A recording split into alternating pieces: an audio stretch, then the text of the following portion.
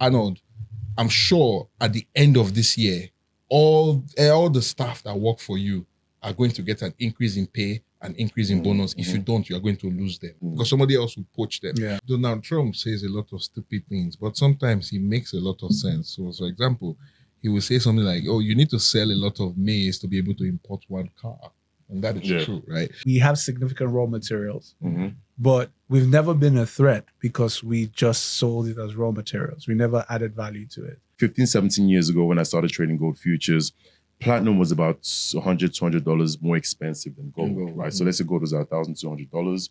Platinum was about $1,400. We've seen that go from platinum being $200 more expensive to gold being about 3 times the price of platinum. Access the bank needs 100% attention from the people running it. It needs to focus on growing its core income. For the balance sheet that it has, right? Strip out all the one-off derivative, all the other stuff that comes through. Like when I look at basically the core earnings of the bank, it's underperforming its balance sheet potential. The bank is fixable, right? But doesn't need a fix. Pardon? Doesn't need a fix. Yeah, dragging words out of my mouth.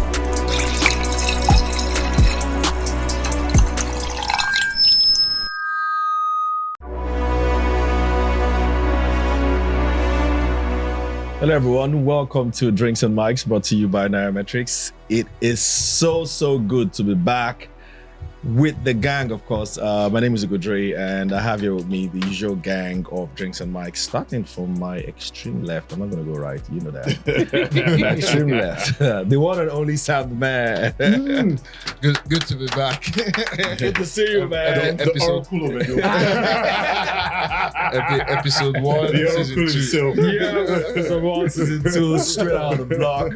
To my left, of course, used to be fake, but now he's Sir Arnold. Yeah, Sir Arnold. I saw something on your Instagram recently, and I was wondering whether you're going traditional now. But I mean, I really don't know what to say. And then somebody else to my right, you know who he is, Tunji Andrews, the CEO of our bar. Yeah, good to see. I don't know what you and Sam on white today, by the way. Of course. I mean, like, but it's like, well, cheers, guys. Welcome back. Season 2. Yeah. So let me start first with the guy on the right. What have you been up to, man? Like the last 4 weeks? You know, were you in town? Were you out of town? Did you go see Trump? What was your last 4 weeks? No. So I did a small time out with the family. Came back also really quick. But it's really been it's not been anything but work really, because we are in the middle of 3 licensing conversations, so it's not been a proper holiday, but at least the kids had fun. So yeah, it's good enough. Arnold? Nothing much, man, because no traveling. No. I've been. But you've been golfing up and down. I tried. I went to Ibadan for a golf tournament, but it's been work really. And my son was around. You never seem to win any of these tournaments. Because I never heard you say I won. I just never heard him say it's too early, man. I'm tired. It's the first week of September. No, but it's the usual, man. Just markets. Gold has been fantastic. I know. We'll touch on that. August is a wonderful month, so we were busy just taking advantage of the market. So it's been interesting. Sam, holiday for you? Well, after 6 years of going back and forth, I decided to relocate my family to Lagos. Reverse Japan. Look at that. Yeah. It's always nice to hear. It's always nice to hear. So you said it was going to happen though. Yes. So they've relocated. So I spent most of my summers just settling in. My kids started school on Monday. Which is fantastic. I took a couple of days off. A friend of mine was getting married in DR, Dominican Republic. So that must have been fun though. Well, not really. I flew 25 hours for 3 nights and 25 hours back. So wow, it was a very. Why 25 hours? I wanted to go directly via the US, but for some reason, my partner who I was traveling with wanted to love Qatar Airways and decided that we should fly Qatar Airways. So we had to go all the way then. Forward. Yeah. So it was nice place, nice resorts, but we were only there for like 3 or 4 nights, and we had to fly back. So it was quite draining. But wow. it's been an exciting summer and bringing the family back. Well done, congratulations. Good one, Congratulations. good one. And well I'm done. interested to know how your summer has been so far. I mean, schools are opening in a couple of weeks, so let us know in your comment section how your summer has been. But for me though, I've been like, trying to hold in the wall, just keeping things away from the night walkers. Is that what they call them? Night walkers. Yeah, making sure that everywhere is all good. Yeah. So you guys are here. And It's you all survived. good. Got new set. Yeah, I saw that. whole Saw that. side. Saw that. Yeah. I mean, I was thinking at the live event, the thing that was just going through my head was, cannot go back to that old set. After this, we can't go back to that old but it's set. more to come, I though. actually like the old set. I like the fact the table was a bit elegant. Oh, really? Yeah. Oh. A lot of people in the comments, like the old set. They used to be like, the table is very small. So let us know. Do you want the higher table, or you want? I mean, I kind of feel like this one just makes it easy, to just grab the drink and all. Well, that one just looks like, man, business like. I have very little preference, to be honest. For me, it's You just As long as the Arnold whiskey was is the there. only As long guy as the that whiskey is was a mic all through last season. I mean, that is the same. You got an award for that, by the way. I've got something for you. Thank you. Yeah. I got something for you. So, what I've got for you, by the way, is this book, right? Which making it big. I So want this to is- learn how to make it big. Thank So you. for Thank being- you. Thank no, you. but Thank you're you. not Can I hold on to it giving- now? you I want to can make hold it on to big, it, yeah. please. Thank you. for being the Most Thank most you, thank you, consistent, member of the Drinks and House, Thank you, I Drinks try. and Mike's gang. Thank You're not you. getting it. You're not going to buy it. I don't understand. Go and buy it, 'cause you're just looking at it with envy. Go and buy it. Go and buy it. Yeah. Oh my And we're gonna god. have I a few. also want your corporate stories as well, please. that's sure. greedy. They're giving you one. It's Oliver. He also wants one of this as well. You see that? He wants one of it.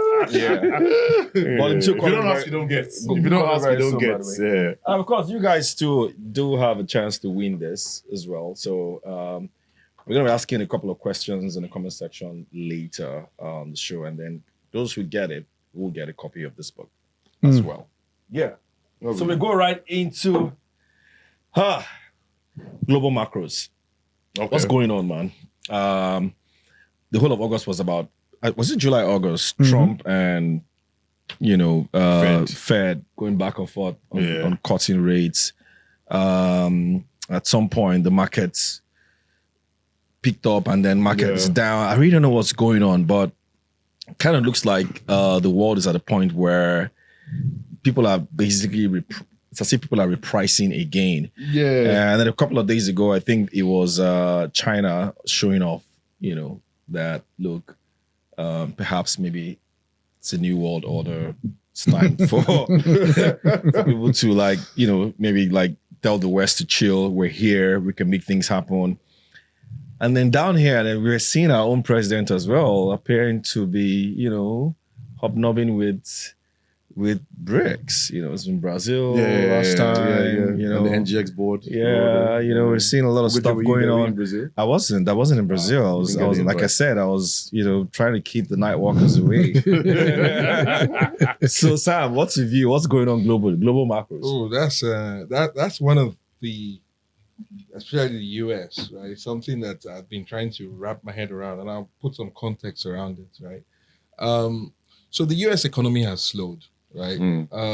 We've gone from basically creating 120, 130,000 jobs a month to creating about 50,000 jobs a month, right?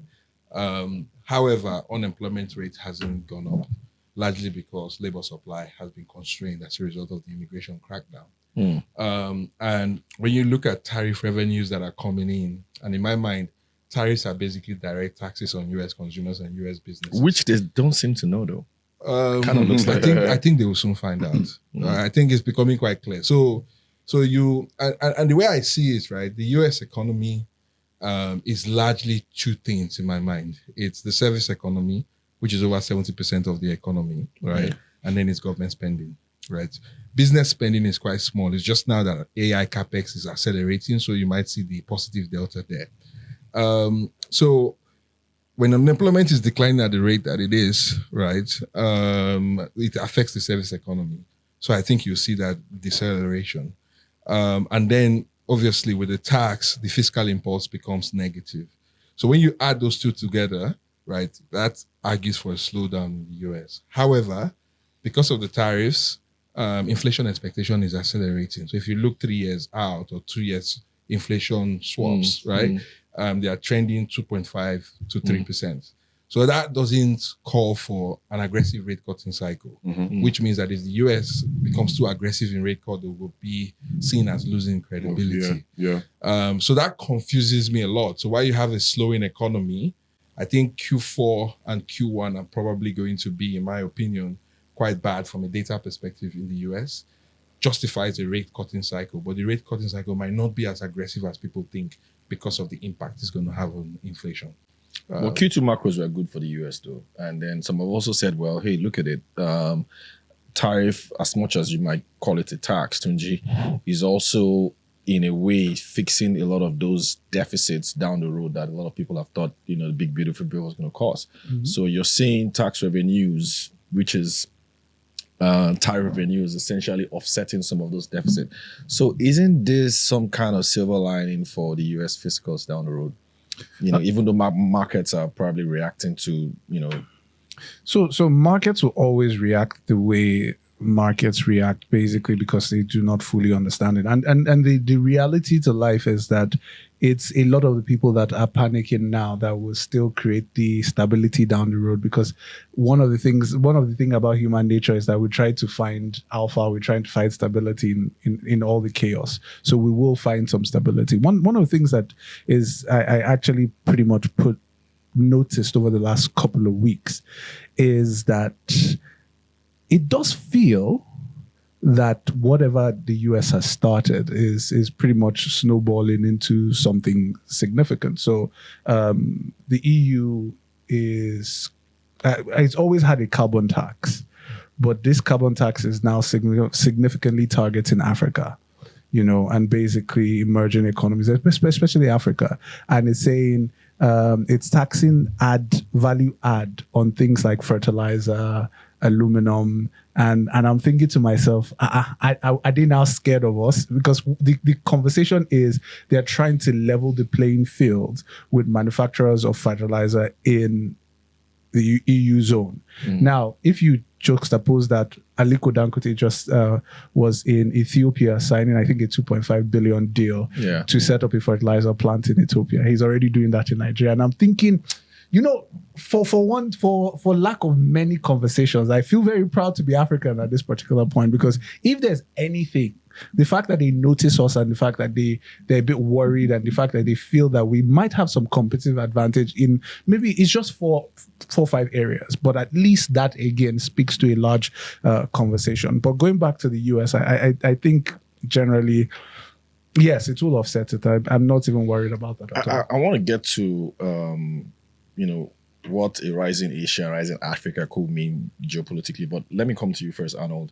What does all this mean for gold? Because we're also seeing gold prices rally again. Gold prices, like your favorite, subject. Yeah. Gold is now at an all-time high. my favorite news. By the way, this afternoon, Arnold just sent us a screenshot. Yeah, I'm like, of the gold price in the graph. I'm like, I hope you have a physical gold bar. I need to, man. I need to, because I have You gotta have it just somewhere. caress it once in a while. So, what does this all mean for that? Like, is it feeding into it? I mean, because I'm also hearing people not a lot of people are buying treasuries as much as they used to, countries, by the way. So perhaps that's also why you're seeing gold prices. Yeah, so I've been typecasted as a gold guy. I mean, there are other asset classes, but listen, I'll take it. The golden child. But I mean, it's Samson said it right in terms of inflation and Western inflation and US inflation, and even the uncertainty from tariffs, or rather tariffs made inflation also uncertain.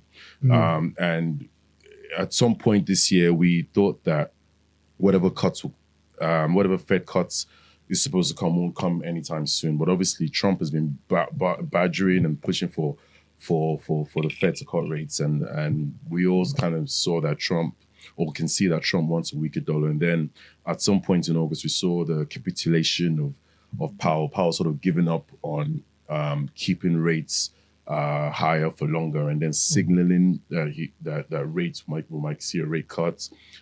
We saw Trump go after one of the Fed governors, Cook, because he wants a rate cut. So what you saw in August is, Powell signaling a rate cut, the dollar getting weaker, which is all positive for gold, right? So gold going up because gold is priced in dollar's weaker, rate cuts are positive for dollar, rate cuts positive for gold, but also the uncertainty now is back again, right? So the risk off trade is back again. So gold had a good month in August. Gold is having a good rally this week, all-time highs, 3,560 or so. So if you couple that with, or if you couple that with central banks buying gold, uncertainty in gold is up. So for me, I had a price target of 3,600. Do you think it goes higher from here? Okay, so I want to say yes. So I had a price target of $3,600 for the end of the year, and it's pretty much there now. There already. My target was based on central bank buying, getting aggressive. There's also this I talked about the Indian wedding season coming in October.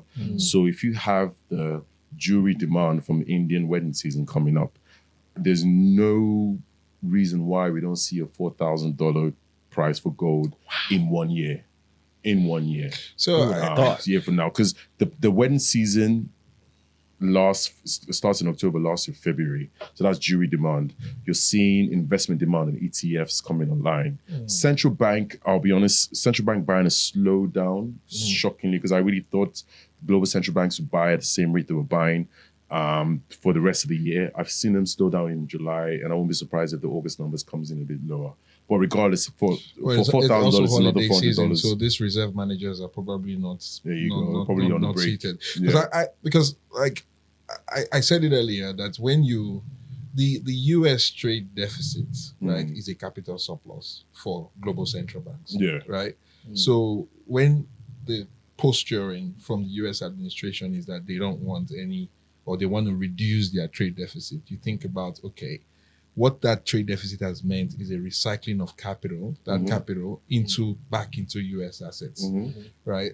But that is slowing down, and people are obviously worried about the unhedged dollar position that buying US asset exposes them to. So I think that buying, and when you look at other assets to buy, there isn't that much liquidity. How much euros can you buy? How much? So there isn't that much large liquidity. So I think that inflow will continue to support, in my opinion, gold price, right? And then the opportunity cost of holding gold is the interest rates in the US, which the expectation is that it's going to get lower, right? So once it's going lower, your cost of carry, right, becomes smaller, cheaper, right? So then that means that you can actually afford to pay more for it. So when I look at those technical flows, it's supportive of continuing rallying. But when you look at valuation of gold, right, and I usually think about valuation from the context of what gold can buy you. So like gold relative to other commodities, right? It's the highest I've seen in a long time. Yeah. So definitely. So that's one of the reasons why I won't say I'm still bullish gold, and I won't say not buying gold anymore, but it's more of a hold on gold, and I'm looking at other silver, precious metals, right? So silver, platinum. 15, 17 years ago when I started trading gold futures, platinum was about $100, $200 more expensive than gold, right? So let's say gold was at $1,200, platinum was about $1,400. We've seen that go from platinum being $200 more expensive to gold being about 3 times the price of platinum, right? So for me, it's okay when I look at gold relative to other assets, gold relative to oil. What time was that? What time was that? Sorry? What? So right now, so right now, so at the beginning of this year, gold is about 3.5 times platinum. But now we're seeing platinum now start to push up, as well, right? Yeah. So about maybe 3.5 times, so about 2 point something times the price of. Just curious, any link with crypto here? Any link with crypto? Yeah, because you're also seeing crypto prices. There's a similar. Yeah, so crypto is an interesting one where, for me, crypto is becoming increasingly is stepping away from speculative to maybe a little bit more investments, because we're seeing ETF flows into crypto, right? We're seeing Fidelity, we're seeing BlackRock, we're seeing all these guys launch Ethereum ETFs, Bitcoin ETFs. So on the investment side, crypto is becoming interesting. I know there's a lot of conversation about crypto being another strategic potential central bank reserve asset. I don't know. I'm not really seeing that on the fundamental side, but I'm seeing it's become more of an investment use case in terms of the ETFs now flowing into crypto. So you're now seeing you're seeing the volatility in crypto actually reduce because you're seeing investment flows into crypto rather than speculative flows into crypto. Ironically, it seems like Bitcoin itself, the rally that took it over 100K has seemed to like cool off. Yeah. And then what you're now seeing is Ethereum and XRP.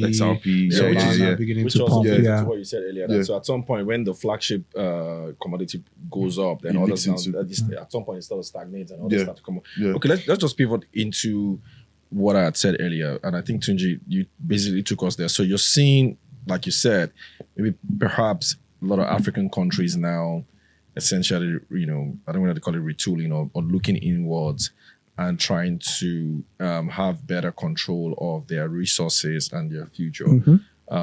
Maybe perhaps learning from Asia or leaning on the back of some Southeast Asian countries, whether it's China, whether it's South Korea, whether it's Vietnam as well. And then you're also seeing Western countries appear to, also be going through their own feeding issues, if I can use that word, because of course you're seeing, so it's not like a lot of the tariff war that we're seeing is shielding anyone. So you're seeing, Trump waging tariff war, every man for EU, himself, everyone and all that. So, so is that maybe creating some kind of opportunity for countries, continents like maybe, I guess, Africa to start to forge new alliances that could maybe somehow redefine how, the global world order works. So I think one of the things I saw with this particular EU carbon tax and the way the EU framed it,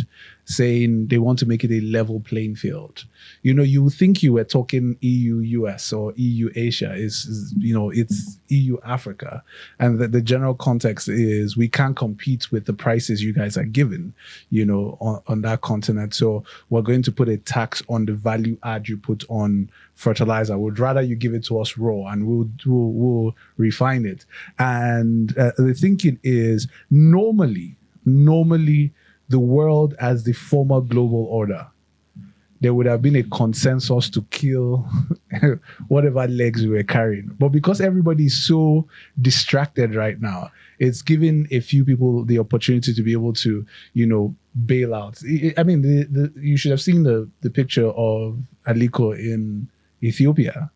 In my mind, I was like, this felt... It felt like one of the most significant capital moves, and it's not really that big in terms of, it's just $2.5 billion, which is not small, by the way. It's not small. Yeah. But what I'm saying is that the way the picture looked felt like, there are not very many deals like that you see of that significant where the government is doing something of that kind of production. And it wasn't just production for Ethiopia, it was production to export to the rest of the world. So it's like, it almost felt like a baiting call, like we're ready to take you on. And I felt that was really significant for the continent. But we need to see more. So Sam, you have countries like Ethiopia. Before you guys come in, Sam, to juxtapose this with the recent ban on share export, Nigeria as well. So is this all part of So let's just start to I better. I don't know much about share, so it's very difficult for me to comment. Oftentimes when I see the banning, right, I'm always very nervous because it doesn't. When you want to develop local, you don't capacity, start by banning, right? It's not just that. You have to have an industrial plan, exactly. Right? I have not seen a well articulated industrial plan in Nigeria yet, right? So if there are one of the blemishes I would paste on the records of this government is that we've done a lot on macro, but like in order for you to actually the core economic plan itself, I haven't seen that, right? It hasn't, or at least it hasn't been articulated in a way that we can buy into it, right? I'm hoping that comes. But anytime there is significant global change, it presents an opportunity. right? But you have to be proactive to Yeah. figure out how to take advantage of that opportunity, because I think export-led growth, right, to Western economies, like which has basically propelled the Southeast Asian countries and China in its developmental journey, I think that window is getting closed, right? So you need to really think about new growth drivers, right? And that is why you need to think about integrated markets. That's why you need to think about exporting into other EMs. That's why we need to be a lot more proactive in terms of how we ensure that we have the base, right, to support a new growth structure. Because the idea of basically making cheap things and taking advantage of cheap labor in Africa and exporting it into Western markets, I think that window, at least in the short term, is narrowing. I do remember that I saw something, so I just wanted to quickly check two things. One, after the ban, shea butter prices, was it increased or decreased by 33%? But this is the thing that is also significant. It's kind of simultaneous. In a bid to meet rising global demand of shea butter, particular Agriculture Nigeria Limited, that's not the name, I just skipped the name, has launched a 30,000 metric ton annual processing facility in Niger State. So basically, it's been termed the Africa's largest shea butter refinery, opening in Niger State, which of course can't be divorced from the ban that we put. So yeah, but it's the same thing. I mean, that was the reaction that we all felt, that this is why there was a ban. Yeah, because Nigeria is is it 40% of the world's shea butter production? Yeah, 40%. Yeah, we are. I mean, we ultimately need to add value. I mean, Donald Trump says a lot of stupid things, but sometimes he makes a lot of sense. So, for example, he will say something like, "Oh, you need to sell a lot of maize to be able to import one car," and that is true, right? So, at the core of our long-term developmental plan is value addition. Exactly, and exactly. Market, and I think that is the part that scares everybody. The fact that we have significant raw materials, but we've never been a threat because we just sold it as raw materials. We never added value to it. Shea butter in the global cosmetic industry across the world is significant. If we can refine it and sell it as refined shea butter to the rest of the world, think about all the does it work? Is there any? I know that there was a time in Ghana when the former president Akufo-Addo said that Ghana will not sell any more raw cocoa, and if you wanted to buy cocoa, it had to be refined. And I mean, I don't know whether we've had enough time to see whether it's worked, but I don't know if you've looked at any other countries. Again, you have to have industrial plans. Yeah. The West are concerned, right? Because look at the politics of Western society. It is shifted right. And that is largely a function of automation. It's also a function of Asian industrial capacity basically hollowing out Western economies. So they are legitimately concerned, and they don't want Africa to basically replicate the same strategy, right? And I mean, I was at Okomu a couple of weeks ago, and we were talking about EU environmental directive that basically disincentivizes the export of CPO, right? And what it is really is, when you look at some of these primary products, and Africa needs to pay special attention to this. US and Western societies are building synthetic alternatives. Yes, right. With synthetic alternatives. They're building synthetic alternatives. So, like, for example, the size of speaking about cocoa, the size of the synthetic cocoa market here is about $5 billion. I didn't even know that. Right, that's how much a synthetic cocoa market. I didn't know there was. So in order, and obviously, like if you put the organic cocoa and the synthetic cocoa, the average people will go and buy the organic cocoa. So the only way you can try and ensure that you reduce that dependency is to come up with a lot of environmentally global warming, carbon. So what happens? So what happens to us raw producers, right? Because I saw headlines, and I haven't looked at it with the lab-made diamonds and how that's affecting Botswana. Yeah. Right. And now you're talking about lab-made cocoa. So what happens to us raw producers? This is something that we need to start actually thinking ahead. What happens to But that's us the point he's raw making. producers? Like you're seeing a lot more synthetic stuff being done So even to with the basically synthetic markets, counter the threat of higher Producers. commodity prices from from countries that actually have these things as raw but materials. we still have places where we have significant advantage. So I we do not do, worry. but we need to take. I mean, the point I'm making is that the window is not going to be there available forever. So if the global market accepts synthetic cocoa today, and actually when you speak to like the big cocoa producer, the proportion, they keep diluting the proportion of actual cocoa that is in all the chocolates that people consume. Because they don't want to be exposed to the vagaries of basically having Cote d'Ivoire and Ghana dictating terms for them, right? So that window closes as technology, as we continue to make leaps in technology, which is bound to continue to happen. Then what is a deep, intrinsic competitive advantage for that us we in need Africa, to continue to have, which is the availability of primary commodities become things that you can't monetize. And if you don't have the value add and industrial base to make advantage of those primary commodities, then you will do it. I get them before, but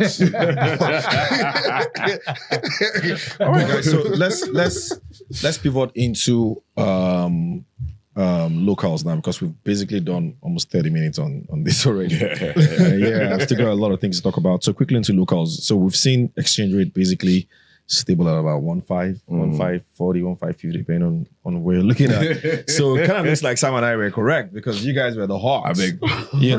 So far so good. Hello, You were swinging like a pendulum. I've always been bullish exchange rate. Go check. It's very conflicting in chat groups. In chat group, he's against dollar. But on Nairametric, he's pro dollar. So the very first time I had that meeting and he was talking about his pro dollar view, I went back to the chat to read receipts. Something, you're right. Right. So inflation numbers trending downwards, even though it looks as if Ghana is getting closer to single digits than we are, but inflation numbers trending downwards. Egypt's like 13.9. So. GDP numbers also not that bad. Capital implementation wasn't as good as I expected, but still good in terms of year on year growth. Month supply is still high.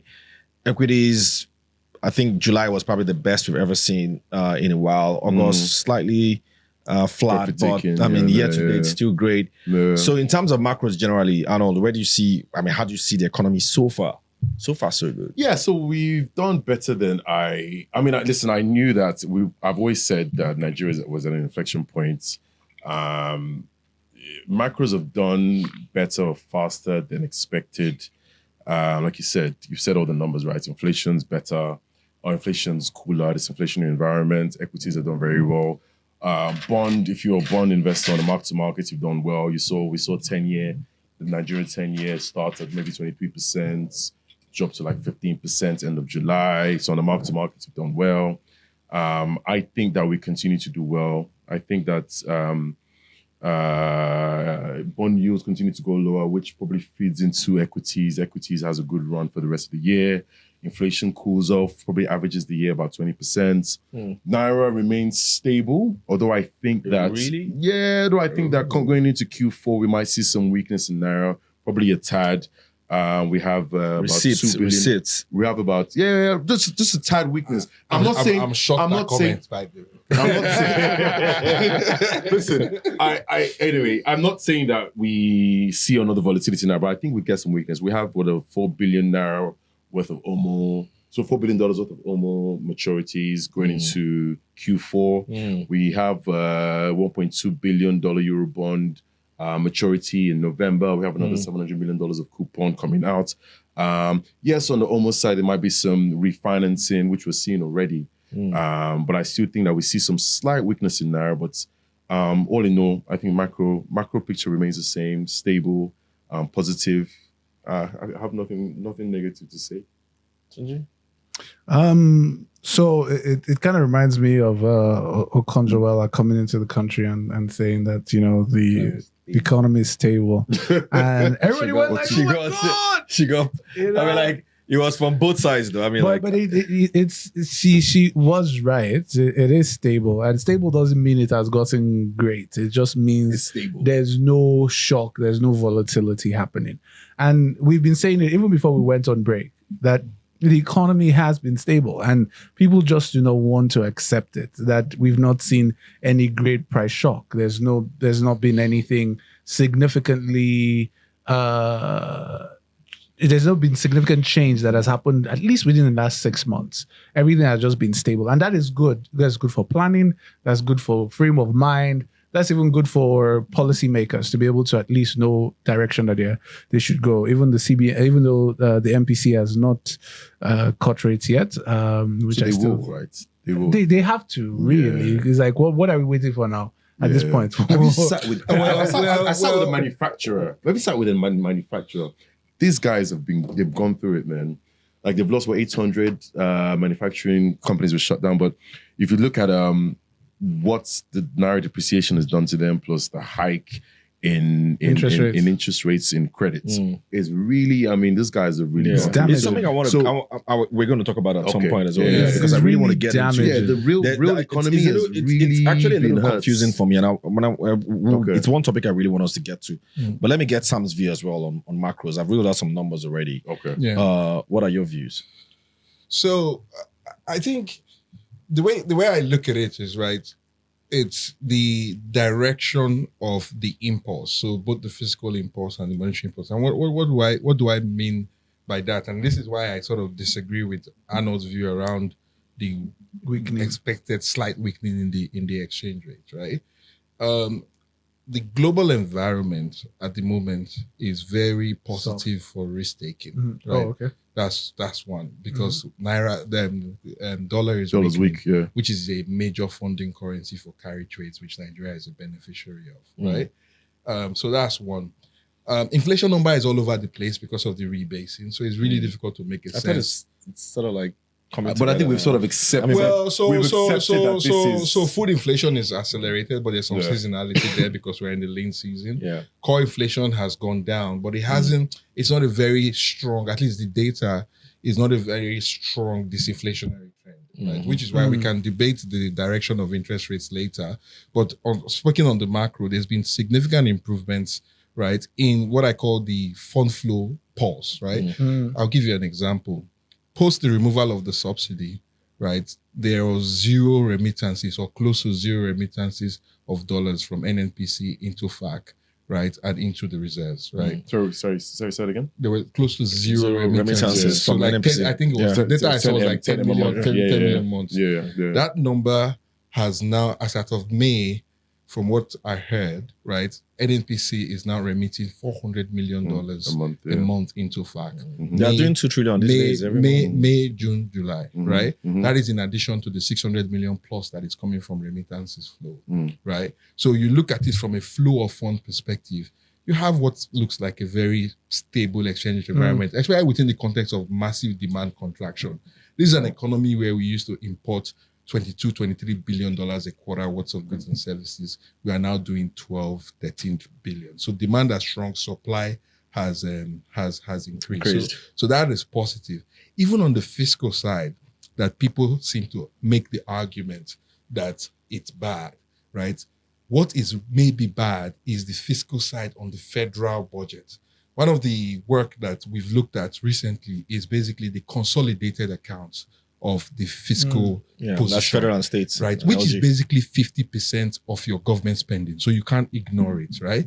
State revenues have almost doubled, right, through this reform period, to the point that on aggregate, the state is in a surplus, right? And the states are spending 60% of their budget on capital expenditure. So 50. Where is this data coming from? From the World Bank. Right. So 60% on capital expenditure, right? So put that in context. The state and the local government are roughly 50% of total government spend, of which 60% of that 50% is capex, which is why people like WAPCO, Dangote has been showing you strong volume growth in cement. And everybody's like, what is happening here? This economy is in a recession. Who is buying all this cement? What is happening is that 50% spending we've ignored. So yes, the deficit in the federal is expanding. And some of the reasons why it's expanding, there are lots of reasons. One is the proportion of VAT, in fact, has gone up. And the take of the federal government on VAT revenues is smaller. They take about 15% of VAT revenues. The state government and the local government takes 50% and 35% respectively.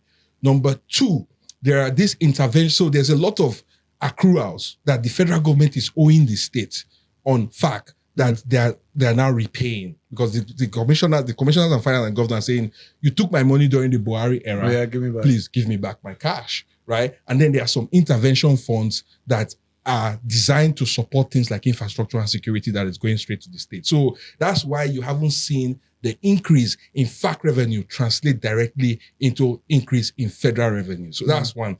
So that gives me a bit of comfort. And the resilience of even the oil portion of fiscal revenues, I'm talking federal at this point in time, has been stronger than anticipated, even when you factor in the decline in the oil price. So the fiscal position is a bit messy because we need more transparency, and we've discussed that during the previous episodes that we have. But it is quite clear that our fiscal position is stronger. So fiscal is stronger. Fund flow is stronger. Fiscal is stronger from a federal point of view or from a blended consolidated point of view. So let me put this in context, right?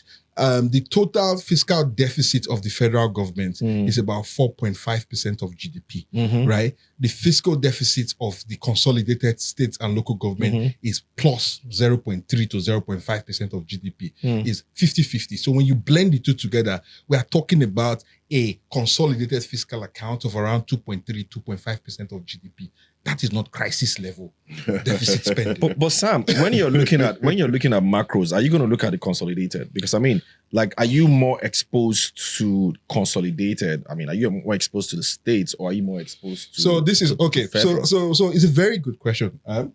When I think about the economy, right, I think about the impulse of the three biggest economic agents: the household, businesses, and the government. Right? If you miss out what 50% of government is doing, you miss the data completely. So we all focus, and it's probably a problem because I think this is what the government needs to spend a lot of time on. We all focus on what is happening in Abuja, and we miss entirely what's happening in the states and what is in the local government. Local government, yeah. But the reality is that we are macro people. You need to look at what is happening across the entire economy. And we can also say that the revenue drive for the states have been very significantly more aggressive. Is up. Fact-related revenue is up. These guys, governors don't even know what to spend money on. And that fact-related revenue. So then what I don't get is, sorry, Arnold. What I don't get is, okay, so we're seeing all this uptick from states. And I agree, you're seeing a lot of infra spend across states. We also see that in data that we track. Yeah. But people are not feeling it. Yeah. So again, I think Tunji said something at the beginning. Macroeconomic stability is not the same as economic growth, right? For people to start to feel the impact of reform, you need to grow the economy, capital. And to do that, you need to kickstart what I call an investment cycle. Right. Yeah. So we've achieved macro stability, right? It's basically like having a patient that gets brought into the hospital bleeding, right? Before you diagnose the patient and treat the patient, you need to stop the bleeding first. We've stopped the bleeding, right? Now we've stopped the bleeding, the real open heart surgery, right, of treating the ailment. And in my mind, it's basically across different sectors of the economy, is kickstarting an investment cycle. I'll give you so like one of the reasons why I'm optimistic on the outlook for the markets, for example, is just the fact that equity risk premium has gone down, which is why valuations which is kind of strange. Why is equity risk premium down? Because of macro stability. The beauty of this is that when equity valuations get to a certain level, it then makes sense to use the capital market as a way to fund your forward-looking investment, because the dilution you take or the cost of borrowing later, once we start to cut interest rate, is actually lower, and you can fund your capex, so you can kickstart an investment cycle that way. In the oil and gas sector, there is already evidence that an investment cycle is kicking off, right? Pipeline availability is almost 100%. Rig count is growing, and basically the government is basically said, guy, whatever you want to drill, whatever terms you want to drill, come and drill and get production up. The cynics will say he's mortgaging the future of Nigeria. But this thing is under the ground. If you don't bring it out and sell it, it's even worse than mortgaging the future of Nigeria. But let's talk about this income per capita. No, sorry. I wanted to talk about something. Let's talk about this income per capita real quick, right? Because I see how it also affects even equity prices on consumer names, right? Because we talked about this yesterday, where you look at Nigerian Breweries, for example. Top line is price times volume, right? So on the price side, you're seeing the increase in top line because these guys have increased prices. But the volume side now is a question, because the volume side comes from consumer demand, and consumer demand comes from income per capita. So I want to I want to expand a little bit. How does one now increase income per capita to the point that the consumer stops to feel what they're feeling, and then it bleeds into these equity prices and these stocks? So income per capita, how can we increase our income per capita to a point that it's comfortable for us? But that's why he said investment. But that is productivity gains. Yeah. And that is investment productivity. You need investment for productivity. Wages, right? wage increases. And obviously, with where the exchange rate is, we are very competitive, right? Relative to most of our global trade partners. So that can drive an investment. When you start to invest in the economy, demand naturally goes up. When demand goes up, I mean, we are currently in the financial sector, which is currently where we've seen the current massive increase in what I won't say productivity, but for example, Arnold, I'm sure at the end of this year, all the staff that work for you are going to get an increase in pay, an increase in bonus. If you don't, you are going to lose them. Right? That is because financial reforms tend to first hit the financial sector first, right? If the reform doesn't stall, financial sector first. If the benefits of financial reforms hits the financial sector first. Before it starts to hit other parts of the economy. And Arnold has really done well this year, by the way. I'm sure he has, right? Because most people, like, to be honest, you didn't even really need to do any work to have made money in the market this year, right? So most people who have, if you don't pay up for the people that you have, you're going to lose them because somebody else will poach them, right? So that is growth in income per capita, right? And you will see that in oil and gas. So for example, right, I'll just use a micro example. Rig counts have gone up, right? There's massive demand for rigs, right?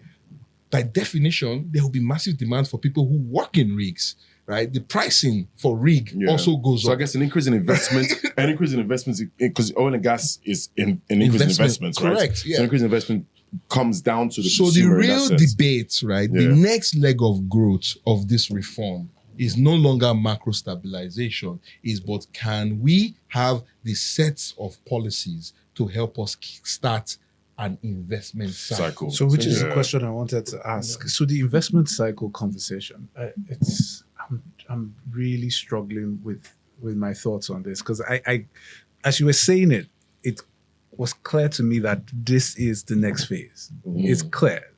So we've stabilized. We now need to create credit that goes into the economy, that builds trickle-down economics, essentially. But I think what I'm worried about is because we've seen it in previous governments. We've seen it with cassava, we've seen it with automobile under two presidents ago. The last president we saw it with rice, we saw it, and it didn't yield much, right? But the significant thing is that we've seen in Korea, right? When Korea did their own investment cycle, we saw the automobile industry, we saw the technology companies, the electronic companies really boom, and it has created multiple jobs and created a lot of wealth for them there. The question is, how do we do it in Nigeria that, one, is sustainable, two, will not be abused, and three, gives the desired effect? I think two is probably the most important question. Will not be abused. You get you make it private sector led. and you don't create distortions in the economy. Which, to be fair, these guys have done a decent job of removing distortions. Which is why I'm worried with that shea butter export ban, because it seems to be it's gone back to that government-led. Exactly, So, and this sort of dovetails into the next topic, which essentially is what Arnold had said earlier.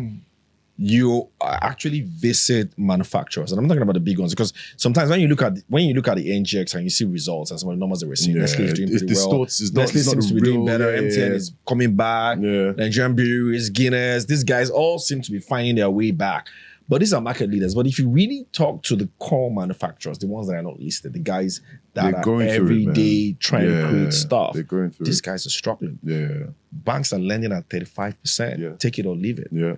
So where exactly is this investment going to come from? So obviously we need to Who goes to collect the money? Wait.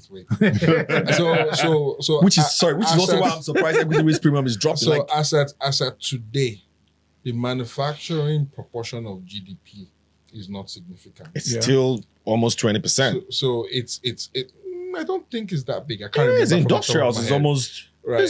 So I have no doubt that sector is going through pain, right?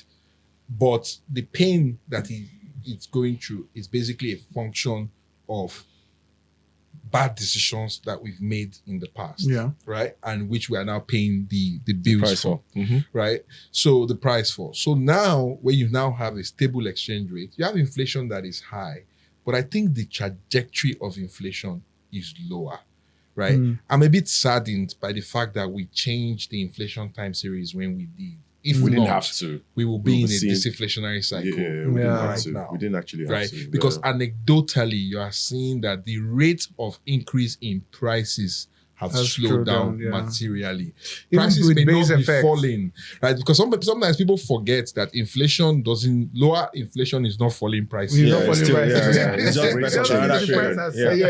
But so the rates, clearly the rate of growth in inflation have slowed, right? And I think this statistical anomaly with the new series, and I heard the CBN is using their own internal data to track inflation. I'm hoping that that's showing them this inflationary trend. So you need to see that. So I agree with the pain in the manufacturing sector. I agree with companies that have had to shut down, right, because of difficulty in accessing credit and the exchange rate impact that has had on working capital, right? But now we have to basically restart, right?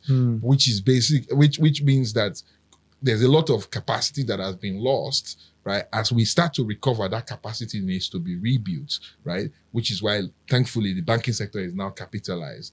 Loan growth needs to kick off, right? The size of working capital financing to the industrial sector needs to go up, right? But for that to happen, right, you need to start to see a shift and a trend lower in inflation, and by extension, the reduction of interest rates. So it's a sequencing thing, right? Sometimes when I speak to people often think that I don't care about the manufacturing sector, right? But the manufacturing sector has had to bear the brunt of this adjustment, which is sad, but I think it can lead the recovery because it has suffered the most in terms of pain. But some of them have done amazingly well. That they've found a way to get around it. The ones who have survived have been the most. Whether it's sourcing locally, mint money like you can't believe. And those ones that have gone out of their way to fix things. We need to give them national honors. They'll do well for your suffering for the country. But let me ask you a question, guys. Can we actually achieve the sort of income growth that you've espoused? Yes. At double-digit interest rates, is it really possible? Has there been any economy? I don't know whether it's Asian tigers, whether it's Europe, that have actually grown their GDP, like increased productivity at interest rates at double digits? Because I'm a student of history, and if I go back to previous CBN governors, all the way back to even Soludo and Sanusi before him, they've always wanted to bring interest rates down to single digits, right? There's always been that struggle, and then at some point you see them get inflation rate to maybe 11, 12%, and then interest rates start to trend to, I've seen interest rate at 14% in this country before. and then something crazy just happens politically. 8%. Politically, no, I'm not talking about CBN, subsidizing interest rate. I'm talking about like interest rates of like lowest I've seen, bank rate 14-15%. Are we ever going to see that happen without looking at the politics of things? As elections coming next year, they're already jostling for that. So I know we trade EM, right? And we know that the political economy is your single biggest determinant of economic direction, right? So if you have sudden change, right, in the political environment, that risk basically bringing all of this to a screeching halt. It's not like I'm an advocate for this government. I'm just speaking purely from an economic standpoint more than anything else, right? So to your question, is it possible to remember this sort of reform is not new, right? The Eastern Europeans did it when they joined the European Union, right? Turkey has been through this journey. Russia has been through this journey, right? It's really about the delta, right? Which is the rate of change, right? As long as the rate of change is positive, then you would now be able to. It's a problem, it's a hurdle, right? But what is determining our interest rate outlook is the inflation in our system. I think we have structural inflation. I don't think monetary policy can do anything with structural inflation. The job of Caduso is to ensure that monetary induced inflation is reduced to a bare minimum.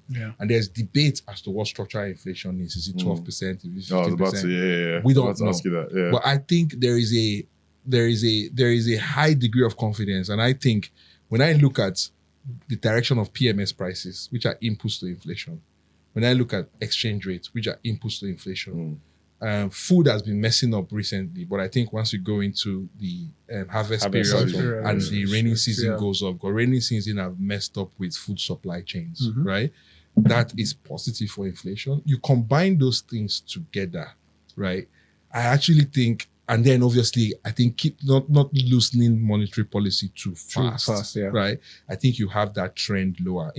Price level will still be elevated, but the rate of change will materially decline, which is how an economy that has structural inefficiencies like Ghana can be talking about 10% inflation. Can Nigeria, within the next 2 years, 3 years, get to a 12, 13% inflation if we don't have external shocks, right? And we keep the direction of reform? I'll bet that is possible. I know. Yeah, I mean, your question too, can a country grow with double digits MPR? Yeah, I mean, it can't. I think we struggle with that. But Samson has pretty much answered it. I think that the question is, how do we go from 27.5 to lower as quickly as possible? Exactly. I can tell you. How are they going to cut? Where do they? Are they going to be? You already know that. It shouldn't be as quick. But I think we see. I think we see for the rest of the year. We see 100 to 200 basis point cut this year. I think we have. So you can start with sitting with 100 basis point 100 to 200 basis point cut this year. I think we have. I don't think so. You don't think we do? I think we do. At least 150. Between 100 and 200, I think we do. So you could start with the because the big fear everybody has is inflation. You can start with that. But inflation is cooling, though. It's not cooling fast enough for you to be able to have those kind of cuts with your interest rate, right? So you don't think we see 100 to 200 basis points? I think this year for the next cut is 2026. So at what point does 2026? So if we watch it 2025 and it's still everything remains. If I was Caduso, I will hold September and start my cutting in November when I have more data points that were in this inflation. And remember, October was when we deregulated PMS prices and we took the subsidy out. Like de facto, not de jure. De jure was subsidy gone speech, but we still had subsidy up until October last year. So we are now lapping very favorable comps from an inflation direction perspective.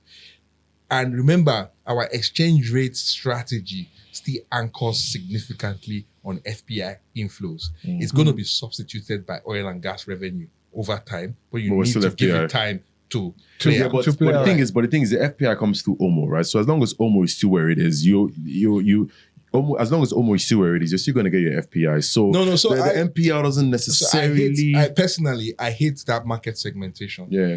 Having a country issue instruments with the same duration at different prices creates massive distortion.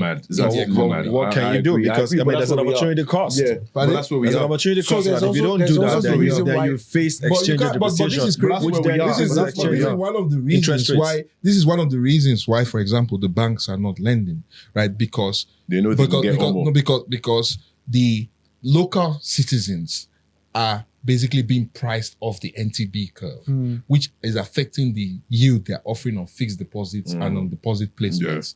But they are recycling that liquidity and putting it into OMO and putting it into SDF, right?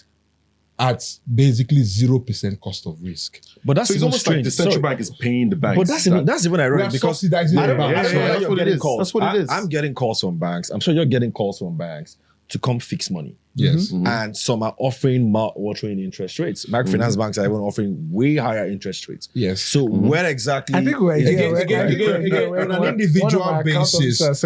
individual basis, some banks that are relatively short liquidity are really struggling because of the CRR impact and the cost of debt. All banks. No jokes. But I am telling you, all right? Banks. I am okay. The question now is, where NTB is, right? You go to a bank that has a liquidity surplus. Let's say, for the sake of argument, a Zenith or a GT. They cannot be offering you. They don't need to 24%, 23% on fixed deposit. They don't need to. The tier 2 guys. They don't need to. Yeah, it depends on how much you have. My point is, like, by having this market segmentation, right? You are basically commandeering economic resources from the rest of the economy into the banks. I'm a shareholder in the bank, so I won't complain, but into the banks. And what pisses me off a bit is foreign investors, right? And I think it's an implied subsidy. I would rather have a system where everybody. What's the implied subsidy here? Because the market interest rates that you are getting for taking any duration risk in the country is different for different segments of investors. So Omo Bills is like an implied subsidy. So Omo is paying 26, 27, 28, 29% depending on the rates and the duration, right? And NTB is paying 23. Is it 23 now? Yeah, 22, 23. It's gone up 23. It's gone up a bit. So it's True gone up yield? a bit because it was at 19 at some point. 23 is yield. It was at 19 at some point when I checked. It went down to 19, it's about 23. It was at 19 at some point. Yeah. So that delta, right, in my mind, affects money transmission. 100%. Right? Yeah. So you either need to come to a world, right, where you basically take foreigners out of the open market, but that will create a massive liquidity pressure and will depress the yield curve. Or you might need to allow OMO as an instrument to be accessible to all class of investors so that the CBN then becomes the marginal setter of interest rates, because DMO is not issuing paper. Right? Net issuance this year from DMO is about 3-point-something trillion. Yeah. I understand they've done a couple of bilateral trades that have funded a huge part of the deficit for this year. And they've also told you in their medium-term economic framework that the bill issuance they did in 2024 was a one-off, and they are going to term out going forward, which means that the amount of supply for NTB is small. But NTB cannot do the heavy lifting to ensure that market interest rate closely ties up with where the central bank wants interest rate. But that's interesting. That's what I've noticed, right? So by this time last year, DMO had about 8 trillion, right? And then this year is like 3 trillion. Yeah. And that's what they've managed to keep yields low. So is it that DMO is trying to keep yields low, cuts borrowing costs down, and then the central bank is raising? Because you're seeing that the DMO is doing everything in their care to actually keep borrowing costs low. I mean, that's their they've had issues around that as well. I mean, I hear they've had issues because it appears that they both are running at different directions. Yeah. So DMO is seeing interest rates go up, cost of funds going up for them, for government.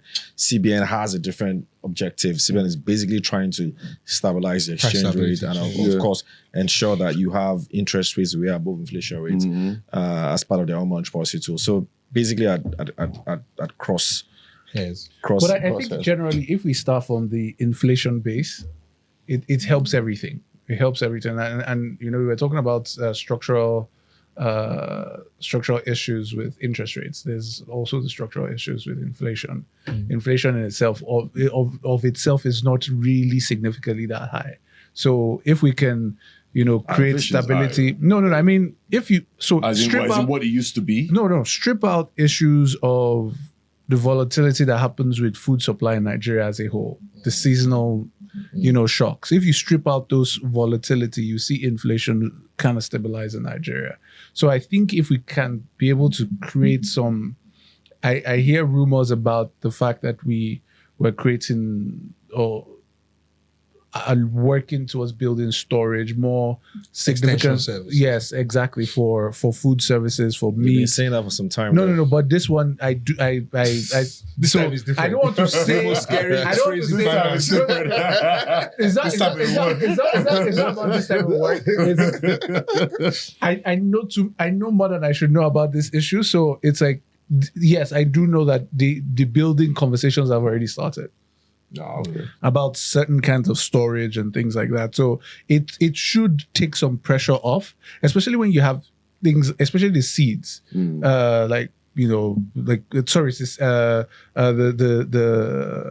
do you call them?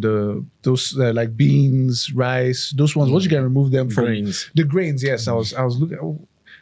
Too much. You just came out from holiday. That's The grains. Once you can remove the grains, and then you can remove meat from that volatility spectrum, you find that inflation kind of stables out. So, think about the fact that Nigeria is a weird place where mango has seasons. It's weird, right? No, we need to move from in my mind, we still have very medieval agricultural sector. Right? I think if you look at, I think the Romans have done a better job on agriculture than we have. No, but you travel to some parts of Europe. When I say Romans, I'm talking about ancient Rome. Rome. You buy mango, and you realize that they do not have mango is not indigenous to that country. And you buy mango all year round in that country, and you're wondering how. Season over rich. That's what they tell you. It's not plantation. But there needs to be investment in agricultural extension services. There's massive investment in infrastructure that is going on, and I hope this all feeds into inflation on the long run. Because that's what matters. But let's just pivot now into more financial services stuff. What a week it was last week. I think we all woke up and we heard massive changes in Access Bank. I don't want to call it massive changes though, but Access Bank announced that the MD of the banking group, Roosevelt, was essentially stepping down from the board of the whole co. And I don't know why there was a lot of furor around that, because you don't know did the share price do anything? Because there are a lot of banks. I don't think the market's nothing happened because there are a lot of banks. I was on holiday, but the market across isn't different groups and different So that's not the only bank where you've had something like that happen. Like, I think we ran a check on that and we found that it was only First Holdco and Sterling. Because Miriam doesn't sit on the board. Yeah, she doesn't sit on the board of GT Co as well. So it's actually only Sterling and First Holdco. So and of course the next day, Access announced new MD for the Holdco. So I'm just curious to know from your point of view, because I don't know why Tunji is looking away. Like maybe he has a stake. I don't know. Access guys, so please, Tunji, shareholders of our bar, because I don't know why. Because these days I don't know. It's as if you're conflicted these days. So politically motivated. The gist is that this is AiG at play. What do you think, Arnold? Is this AiG at play? This is one of those things where I have no opinion, man, because I don't see... Shouldn't he be at play? I don't see how... The markets didn't move, the share price didn't get affected. There's a new king on the block. So, shouldn't he have his own people there? Let's just talk the new about... kid of the block, AiG. AiG is the chairman of Access Bank. So he's the new kid.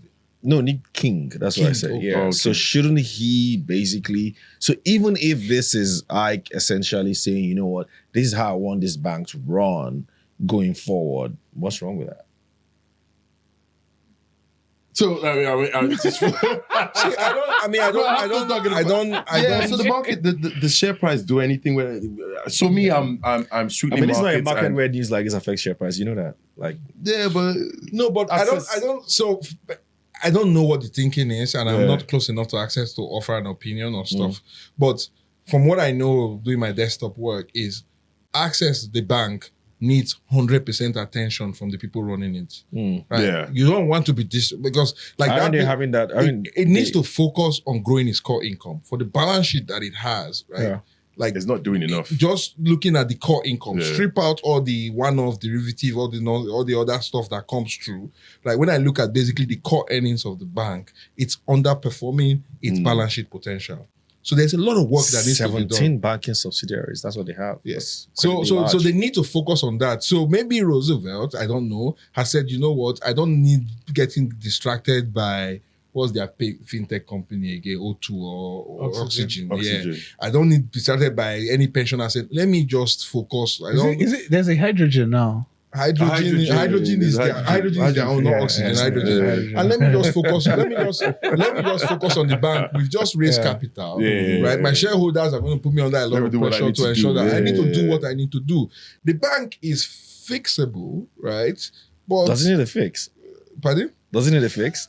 You are dragging words out of my mouth. You said fixable. No, I'm wondering. so in terms Doesn't of need a fix. ensuring that it produces numbers in Yeah, line with it's its balance sheet exactly. capital. Okay, Yeah. sweating his Right. assets better. He needs to sweat his asset better. All right. Okay. When you compare it to the likes of GT or Zenith. even to the likes of Zenith, Yeah. it's really underperforming in terms of core earnings growth and Yeah. by extension, earnings and distribution, right? So there's work that needs to be done there. And I think they wouldn't shy from the fact that work needs to be done. And you've just collected money from your shareholders. You need to be able to justify that, right? And we're actually But quick to Tunji has, I feel like recapitalize them. Tunji has something to say because he has this smirk. I don't on have his anything face. to say. So I don't. Tunji. I can assure you, I This have is Drinks and nothing to Mics, say. guys. Like, I'm surprised. Like, why do you think this alcohol is here? Like, what do you have to It's say? good. I've never drank a lot, so No, but I'm actually more curious around, should you have, because one of the questions, and this is where I wish Otumba was around. Yeah, because I mean, I've had this discussion with him a few times, and we've said, like, should an MD, and this is not about Access Bank, I'm talking about banks in general. Corporate right? governance. Yeah. No, not even corporate governance. I'm talking about in terms of strategy. Should an MD of a bank that contributes 90% or thereabout of the revenue of the bank, or 90% or thereabout of the assets of the bank, not be on the board of the holdco, not be on the board where decisions can be made about the subsidiary? Or as Sam put it, is it maybe too much distraction? Where do you balance it? That's what I really don't get here. Because I'm just thinking, let's assume if maybe the MD of the bank was some founder or something, wouldn't he be on the board of the holdco? I don't know. Yeah, I guess involved in the strategy, right? Yeah, because I'm just because I mean some of these things I can understand why they've done what they've done, but I'm thinking from a wider perspective, because you also have other banks, like, so look at Sterling, for example. You have Abu is still on the board of the holdco, and you can understand why Abu is basically driving the entire Sterling strategy as a group and as a bank. So obviously he's on the board of the holdco. So is there anything wrong with the MD of a bank being on the board of a So holdco? I don't think there's anything wrong. However, the context is he has a job to do. Does he need to be on the board to do that job is the question. Their reason was Well, the that thing they is only have, the CBN regulation allows only 9 board members, right? From a holdco level, I think 9, yeah.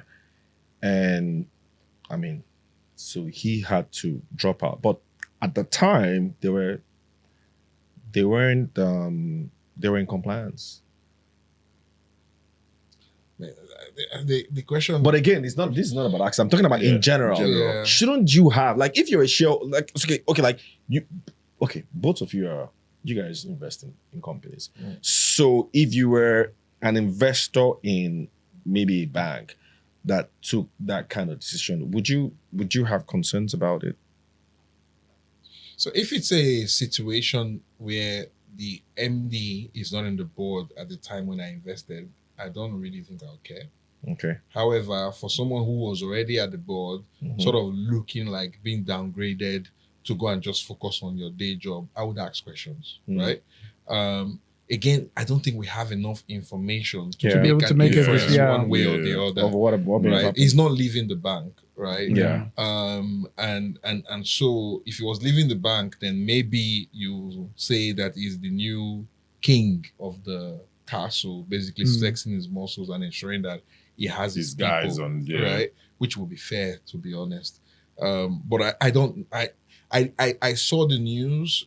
I actually didn't even raise an eyebrow. I just thought it's interesting and then moved on. Yeah. I guess in a controversial manner, the question was, did something happen, or did something happen, and is it some sort of cleanup happening? Right. And that was the only thing, if you're talking about raising eyebrows, that was the only thing that I wondered.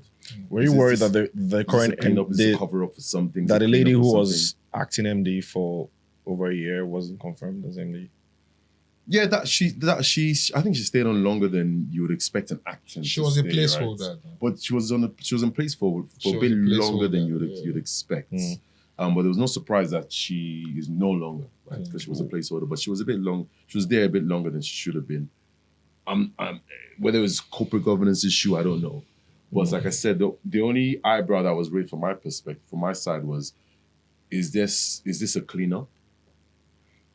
Right? Is there something that someone is trying to clean up? So I mean, but we don't have enough information to make. Kanye West would say, "I guess we'll never know." I guess we'll never know. So we move on to Union Bank, Titan Bank merger. We heard the news as well that finally we are seeing some kind of closure to this story. Is that the one that was in the Facebook? Yeah, it was. I mean, the story then was it was Murphy behind it and all that stuff. But Murphy's hand was everywhere from what I mean. So I don't know, what insights do we have around this merger? Anyone? Like, what are we hearing? Max delisted anyways. So delisted. But it appears Union Bank is now basically at the forefront, right? So Titan. I think it was Union is absorbing Titan. Yeah, it was construed as some kind of Is it a merger? No, the story was that Titan is no was longer supposed to buy Union. Yeah, but now it's like Titan is the opposite out of the way. No. What? Finally you know this one. Okay. Let's so hear the word on the street is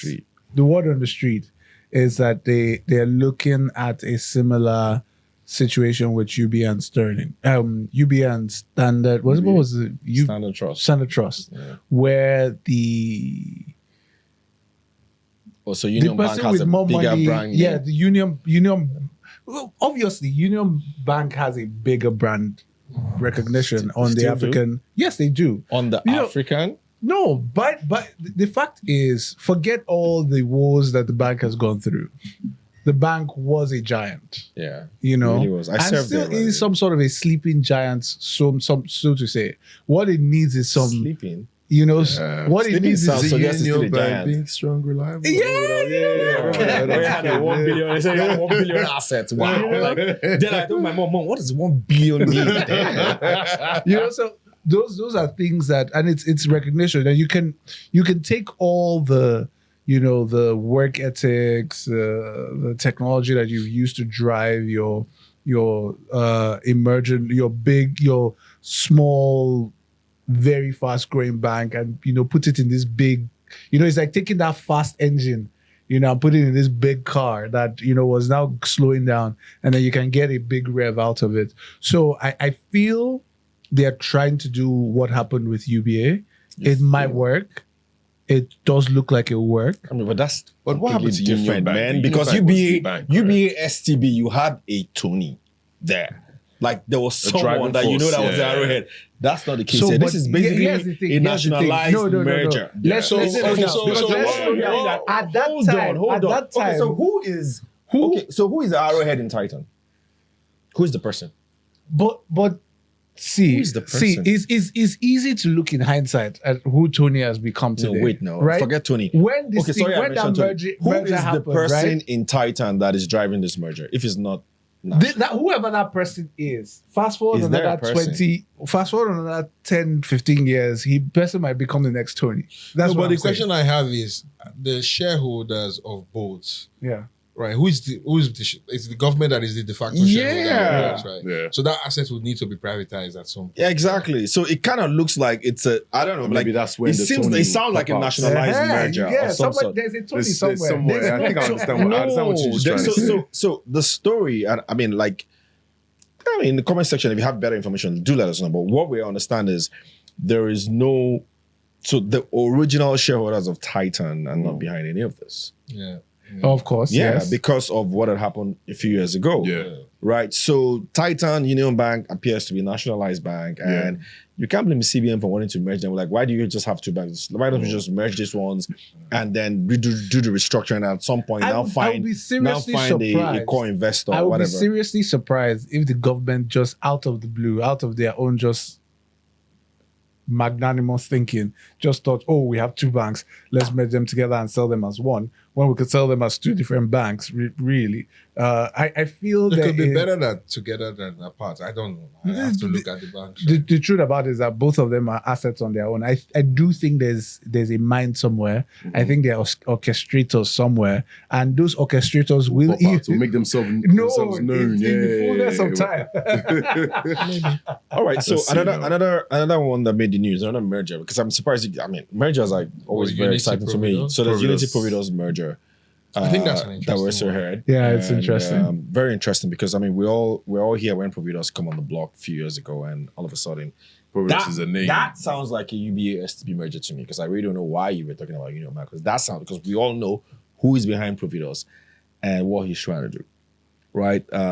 should have We know bought this. Union Yeah, Bank. we know the stories of Providus and how Providus from nowhere essentially, changed to a large extent, banking in a way, because they kind of did what a lot of traditional banks wouldn't want to do with fintechs, and they did it with fintechs. It's Providus and Wema. Yeah, and Wema. Yeah, Wema. They did that, and I think they've executed pretty well from that perspective. So, interesting, to hear from you guys what you think this merger portends for, for tier one Providus. and tier two banks, general competition.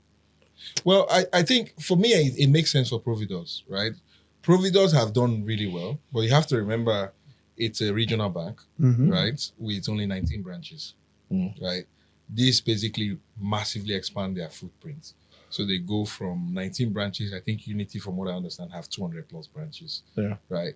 And then they are then able to, through the Unity Bank license, upgrade into a national bank. So it feels like a natural Step up. evolution of growth for Providus. So I mean, they will have to probably raise capital to complete the transaction, but it makes sense. Yeah. Do you know what stage they are in the merger?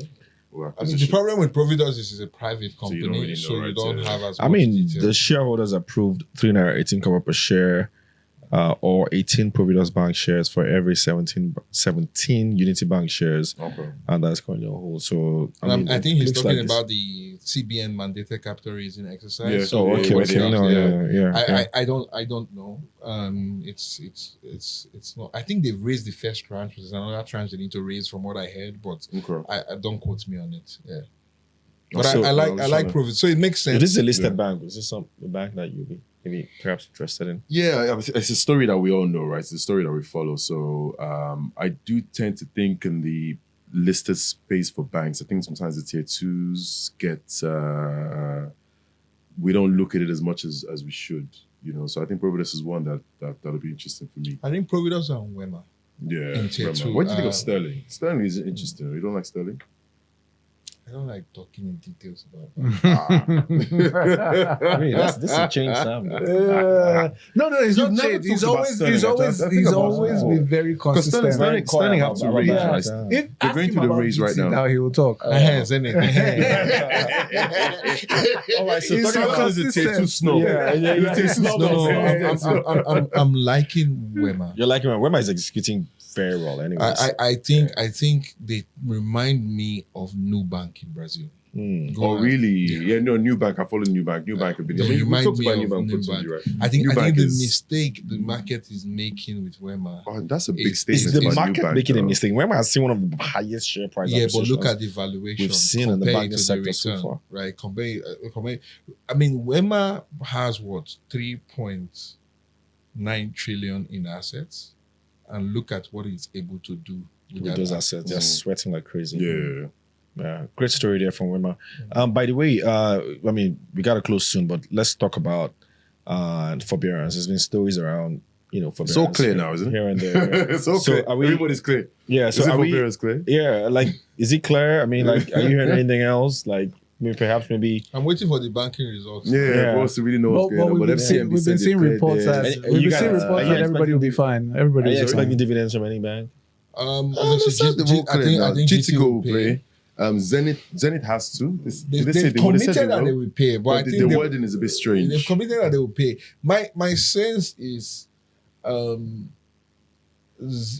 I think Zenith will be able to take the provisions required to get out of forbearance from Q2 earnings. From Q2, okay. Right. I think they can do that. Obviously, FBN cannot. I don't know about access that much.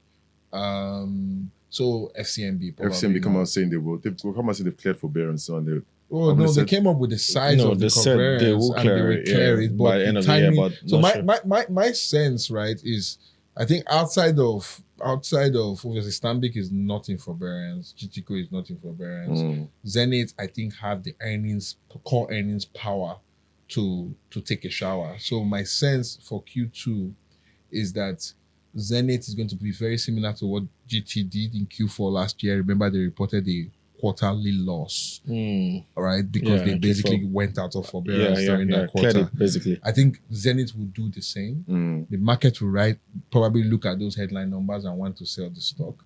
I think that I would don't be a realize mistake. actually good. Yeah. I think that would be a mistake. What would be a mistake? Selling because they did Yeah. declare dividends. Because I think the core That's an earnings. opportunity. Yeah, core- 100%. the core- Yeah, everybody's 100%. I actually want that to happen because I need the stocks cheaper, man. When I saw GT at 120, I was not happy. GT pulled It back touched already. 89 today. I'm like, yes, at please. 89, So you for have me- to buy it. Right? Yeah. Oh, yeah. Me, I like those I like that price action. I'm sorry. When I see, obviously, I like stocks going up, but actually, I love good stocks going down. I get really frustrated so- about this market because it's not a market that anticipates. Right. Yeah, they see, they react. It's a reactive market. So, like, once there's no Yeah. news flow, the market get just bored. dull. Yeah, Everybody they get bored. just Yeah, tells you yeah. that the quality of the investor Yeah. base in the market is actually quite weak. Which is, Is that really the problem?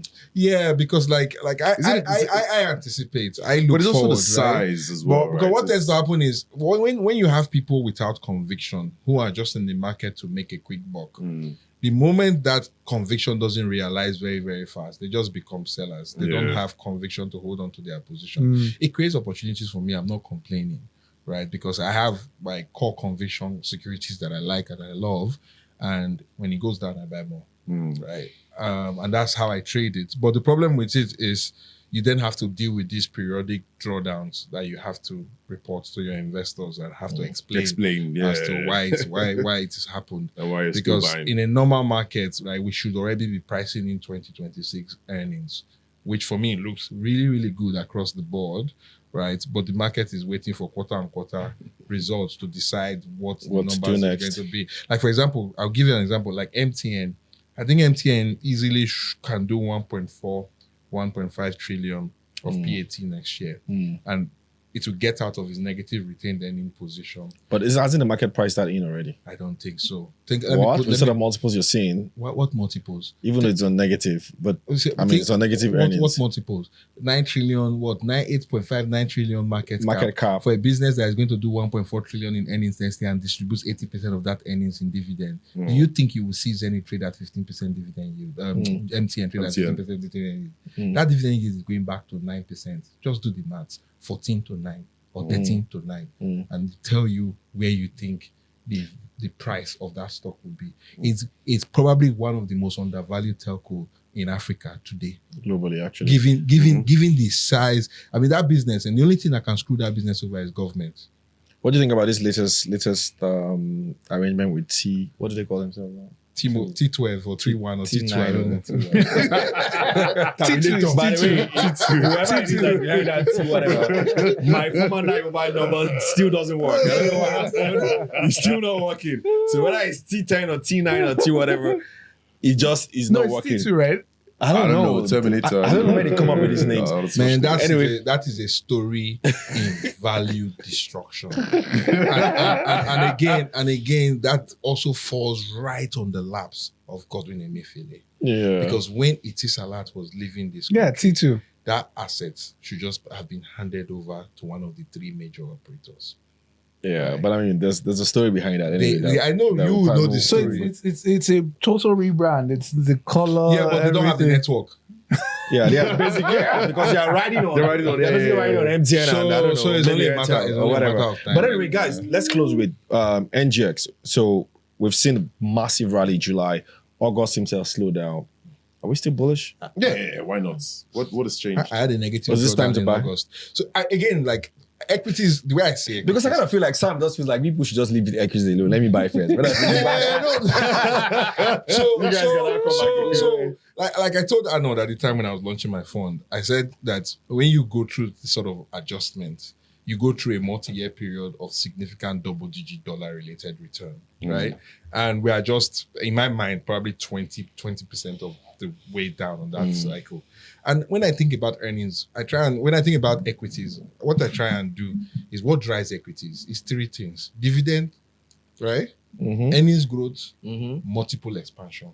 Oh, and then boardroom politics. That one is on the soft side, but I'm talking about on the fundamental side. Yeah.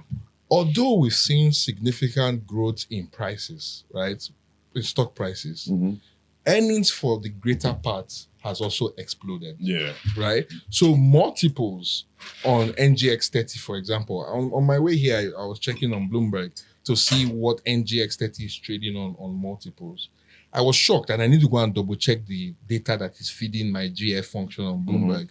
It was like less than 5 times earnings on NGX 30. Right, that is still a deep discount. But that's because of banks, though. Banks are trading at like 1-2 times. But should they be trading at 1-2 times? No, they shouldn't be. This is the point. Like, even not just banks. So, for example, look at Nestlé. On a normalized basis, it's probably trading on a 9-10 times earning for a branded FMCG company that consistently does. I mean, but Nestlé has always traded at 20 times earnings anyway. So 9-10 times. Shouldn't you be looking at Nestlé? Anyway, maybe you're looking at it annualized. But guys, so what I do is that what I try to do is that I look at, because obviously what you are experiencing in the consumer goods sector is margin repair. Yeah. Right. And that's why inflation is not even declining as fast as people want it to decline, because why input cost is dropping, right? Is it? It is. People go and speak to any manufacturer. They will tell you price of sorghum is down, wheat is down, CPO is down. All the inputs, all the major raw material. Yeah, you can almost see some industrial costs going down. Yes, some industrial costs. You can actually see year on year. The spread between PPI and CPI is expanding. This is normal. What's in PPI and producer price inflation and consumer price inflation. Okay. So producer price inflation is what the manufacturer has experienced. Consumer price inflation is what the consumer experienced. That spread is expanding, and that is why you are seeing margin expansion across the board. I thought it was price that was driving that. It's not just price. Price is driving it, but margin is also expanding because your COGS is declining. If you look at your COGS on a nominal basis, cost of goods sold. Cost of goods. If you look at your COGS on a nominal basis, going down. you can see the direction. 100%. So that's why you are seeing this margin repair. And this margin repair is you need like probably 8 quarters of growth for margin to finally stabilize before growth volume start to drive performance. Yeah. All right, guys, we're going to end Drinks and Mics pretty soon. Buy Sell or Hold will be back next week, by the way. But I want to just end with few words from you guys. Buy Sell or Hold will be back next week. Don't worry. I got Buy Sell or Hold for you guys. I think you guys were ready for Buy Sell or Hold today. So so I just want to end with a few questions from you. Okay. And this is for our audience. So Tunji, just on the softer side, 20 seconds. What are you reading? What are you watching? What is it that it's bubbling in your space at the moment? Outside work. Reading, watching, listening to. Weird question. Yeah. So been doing a lot of emotional growth, which is weird. I you had emotional problems. I always knew you had some emotional problems. Yeah, so it's good. All right, so I've been doing quite a bit of emotional. Been taking a few master classes on just. So I mean, it's just been around personal growth. What I ask you is book reading and movie. Yeah, so no, it's master classes on emotional growth. Right. So it's really been significantly very helpful for me. Yeah, that's what I've been focused on. I don't know. What are you reading, watching? Yes, what am I reading? Listening to? Listening to. Yeah. So I've recently gone into Russian literature. Dostoevsky. Yeah. So I'm reading Dostoevsky. The brothers Karamazov. It's sort of like I don't want to say emotional growth and still, but it's like it sort of gives a perspective on absolute good and absolute evil, and good and evil in general, and good and evil being relative. I've been on this strange journey of what is good to me is not good to someone else. Yeah. Good is relative and evil is relative. So, and actually, thanks to Samson, we've talked about this for years about emerging markets and how a lot of EM crises, where Nigeria is in the crisis cycle, and it's just me going back to Russia, going back to Asian crisis in the 90s. I just came across Russian literature and it's like, oh, what's going on here? Just going back to Russian works. So I was waiting to hear something soft. This guy just went all. That's deep. Yeah. I don't know. He asked me what are you listening to? What music are you playing? I love jazz. So you're playing jazz. Afrobeats is amazing, but I'm a huge jazz fan. Man, so jazz. Before I come to Sam, what are you listening to music-wise? Music-wise, I don't know if you could call it the body of work of Nas. Going back. So music-wise, there's an artist that I recently ran into, came across. It's this Afro Rocks, Clay Rocks you. But boy, you weird, man. No, because we were together today. Yeah, and she was. Were you at Speakeasy? A couple of weeks ago, she actually performed stuff. Yeah. So Afro Rocks, man, it's like shout out Lead Drop, by the way. Shout out Lead Drop. Yeah. So Sam. So reading I'm reading a book by Kenneth Rogoff, the guy who wrote This Time Is Different. Right? He's written a new book called Our Dollar, Your Problem.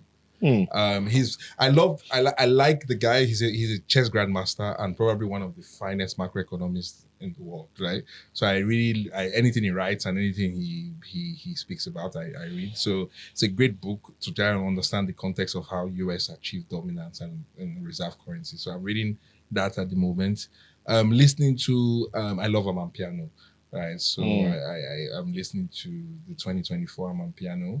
I have watched To Kill a Monkey 3 times. That's a crazy damn good movie. Yeah. Why do I know that? To Kill a Monkey. That's a Nigerian movie. Yeah, Arnold. Hello. Sorry. I've watched. I think that is probably. Hello. I saw Arnold.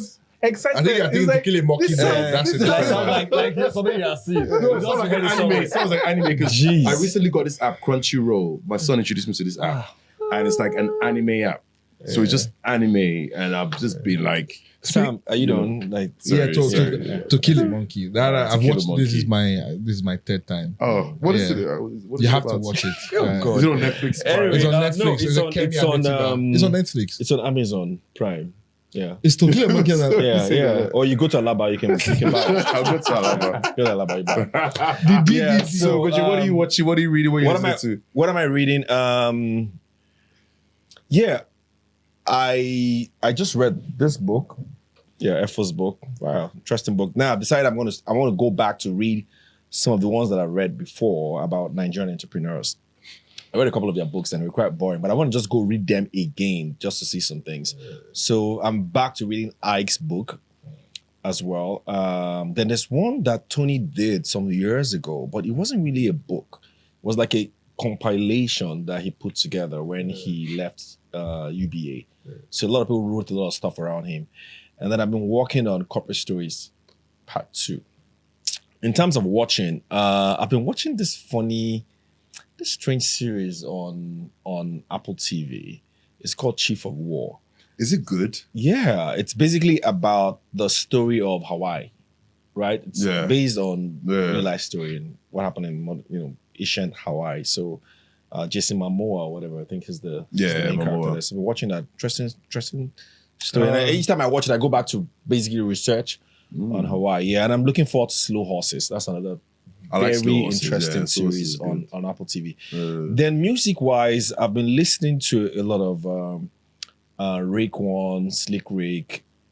I mean, Nas fan as well, just like Tunji. So Mass Appeal has this, they've been releasing albums from old school hip hop artists. Okay. So yeah. Then yesterday I picked up on Tiwa Savage's album. Very interesting R&B. New album? Yeah, and she kind of went all straight R&B, and I'm like, are you serious? Not like very little. She's always been R&B. Afrobeat, but she kind of went all around R&B. So I don't know what's going on, but it was quite remarkable. So that's what I've been up to. All right.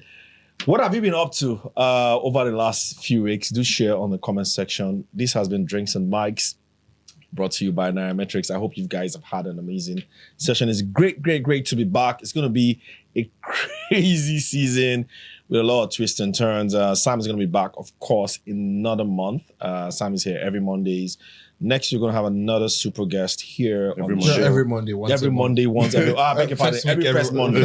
Every week. first Monday is Tunji Potter thing. Yeah. So we're gonna be back this time next week. In case you're just watching for the first time, we do this every Friday, 6 p.m. Follow, subscribe, like. It's been another great session. Thank you so much, Samson. Thank you, Arnold, and to my main man Tunji here. Until we do this again next week. Uncle. Yeah. Yeah. Even though he didn't tell us where he traveled to, but it's all good. We know where he went to. Do have a profitable week ahead. Bye.